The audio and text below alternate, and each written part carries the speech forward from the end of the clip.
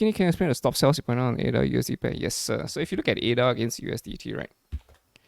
I'm not so sure which one I pointed out, but I'm assuming that I pointed out this, right? So when you see, let's say symmetrical triangle, right? Okay, let's just do it here. If there's a symmetrical triangle, right, and price is consolidating, you will see lower highs and you will see higher lows, right?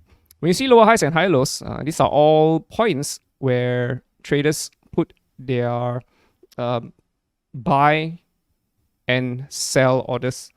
Sometimes if you're going long, right, you will make an entry. Hopefully things go up. If things go down, you must have a stop loss. Good traders have stop losses. And where do you put stop losses? Either here or here. I mean, you can put it a little bit further if you want to. But if you put it a little bit further, it will affect your RR. So that is why all of these places, right, has these points, these low points, they are sell clusters. And at these high points, they are buy clusters. Which means that if the price goes towards here, you'll see buys here and buys here and buys here. Right? So, yeah. So for example, right, let's say we assume that this is a potential consolidation that could break higher. So if I were to put on a trade over here, right, say I didn't see this yet, right? And if I were to put on a trade over here, of course, I expect to go long, right? But if things go wrong, you must get out, right, of the trade. Just in case things collapse, right? You will lose everything. So where do you put your stop losses? Here or here? Or you can even put it here, right? Let's say you make an entry here. If you put a stop loss here, this is already 6%. It's quite a lot. 9%, 16%, yeah, you will affect your RR, right? So normally the stop losses are tight as possible, but not too tight. Okay, this is a bit subjective. My point being that, when you see these kind of things, yeah, there are sell clusters over here.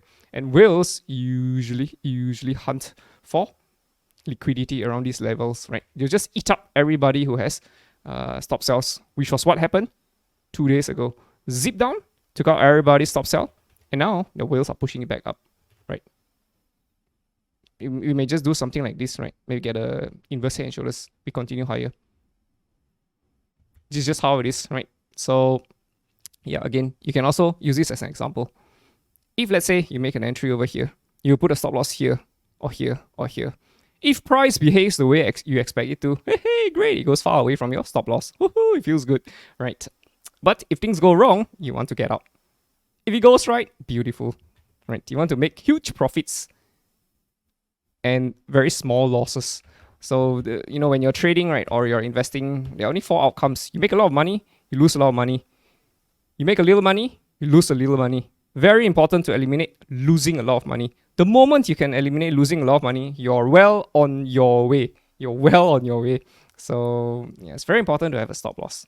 Right? Maybe in the beginning, you might get stopped out a lot, but you will learn to tweak your trading strategy to become more efficient. And to not buy tops, you'll be more aware of bottoms, and you will tend to buy bottoms rather than tops. See that? Anyway,